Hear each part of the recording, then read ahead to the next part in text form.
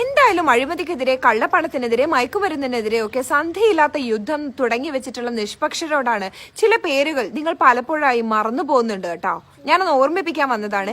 KM ഷാജിയെ നിങ്ങൾ മറന്നിട്ടുണ്ടായിരുന്നോ? പുള്ളിക്ക് തന്നെ അദ്ദേഹത്തിന്റെ അനധികൃതമായി സമ്പാദിച്ച സ്വത്തിനെ കുറിച്ച് വലിയ പിടിപാടൊന്നുമില്ല.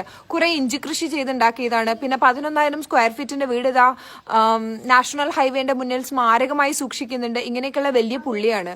അദ്ദേഹത്തിനെ കുറിച്ച് നിങ്ങൾ മറക്കരുത്. ഇടയ്ക്കിടയ്ക്ക് ഫ്ലാഷ് ന്യൂസ് കൊടുക്കണേ. ഒപ്പം തന്നെ ഖമറിച്ച ഏതാണ്ട് 200 കോടിയിലധികം രൂപയാണ് തട്ടിച്ചിട്ടുള്ളത് ഫാഷൻ ജ്വല്ലറി തട്ടിപ്പിലൂടെ. അദ്ദേഹത്തിന്റെ പേരിപ്പം ഇടയ്ക്കൊന്നും കാണുന്നില്ല. വല്ലപ്പോഴൊക്കെ ആ പേരും ഒന്ന് കൊടുത്തേക്കണേ. അതുപോലെ നിങ്ങളുടെ ടൈം ലൈനിലും അദ്ദേഹത്തെ കുറിച്ച് ഒന്ന് ഡിസ്കസ് ചെയ്തേക്കണം കേട്ടോ. പിന്നെ അവിടെ കിടപ്പുണ്ട് ഇബ്രാഹിം കുഞ്ഞ്. 10 കോടിയുടെ അഴിമതിയുമായിട്ട് ഇങ്ങനെ വെള്ളം കിട്ടാതെ വലഞ്ഞു കിടക്കുക. പുള്ളിക്കാരനെ ഇടയ്ക്കൊന്ന് ഓർമ്മിച്ചേക്കണേ.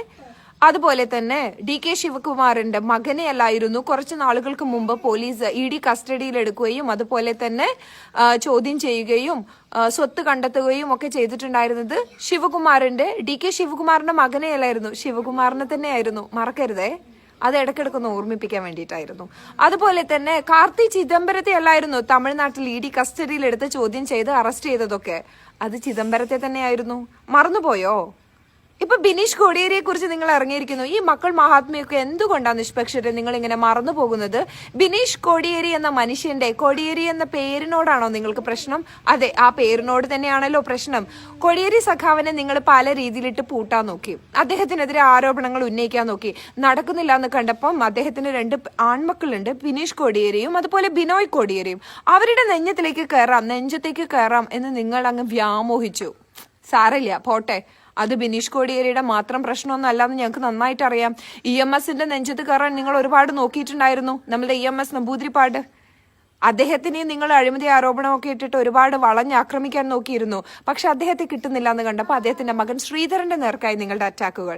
അതിനുശേഷം നിങ്ങൾ EK നായനാരെയും വെറുതെ വിട്ടിട്ടില്ല. EK നായനാരെ കിട്ടുന്നില്ല എന്ന് കണ്ടപ്പോൾ അദ്ദേഹത്തിന്റെ മകൻ കൃഷ്ണകുമാറിന് നേരെയായിരുന്നു. VS അച്യുതാനന്ദനെതിരെയും ഇതേ ആയുധം നിങ്ങൾ പ്രയോഗിച്ചു. ഇപ്പോൾ അതേ ആയുധം നിങ്ങൾ ബിനീഷ് കോടിയേരിയെയും അതുപോലെ തന്നെ വീണയെയും വെച്ച് പിണറായി വിജയനെതിരെയും കോടിയേരി ബാലകൃഷ്ണനെതിരെയും അങ്ങ് പ്രയോഗിച്ചുകൊണ്ടിരിക്കുകയാണ്. എന്തായാലും ഈ മക്കൾ മഹാത്മ്യം ഞങ്ങൾക്ക് ഒരുപാട് ഇഷ്ടപ്പെട്ടു കേട്ടോ. ക്യാപ്സ്യൂളുകൾ ഞങ്ങൾ ഇറക്കുന്നില്ല. നിങ്ങളും എന്തായാലും KM ഷാജിക്ക് വേണ്ടിയും ഖമറിച്ചാക്ക് വേണ്ടിയും ഇബ്രാഹിം കുഞ്ഞിന് വേണ്ടിയൊക്കെ കുറച്ച് ക്യാപ്സ്യൂളുകൾ കയ്യിൽ കരുതുന്നത് നന്നായിരിക്കും. നിഷ്പക്ഷരെ അപ്പൊ നമുക്ക് കാണാം ഈ പേരുകളൊക്കെ. ET ഫിറോസിന്റെ പേര് മറക്കരുത്. എനിക്ക് പോലും ഒരുപാട് അന്വേഷിച്ചിട്ടാണ് ET ഫിറോസിന്റെ പേരൊന്ന് കണ്ടുകിട്ടാനായത്. മാധ്യമങ്ങൾ മറന്നു കളയും. അവർ ഫ്ലാഷ് ന്യൂസ് ഒന്നും കൊടുക്കത്തില്ല ET ഫിറോസിനെതിരെ. സോ ഈ പേരുകളൊക്കെ ഒന്ന് ഓർമ്മിപ്പിക്കാൻ വേണ്ടിയിട്ട് വന്നതായിരുന്നു. ഇനി ആവശ്യമുണ്ടെങ്കിൽ വീണ്ടും വരാം കേട്ടോ. അപ്പൊ ശരിയേ, ടേക്ക് കെയർ. പിന്നെ ബിനീഷ് കോടിയേരിക്ക് ഐക്യദാർഢ്യം.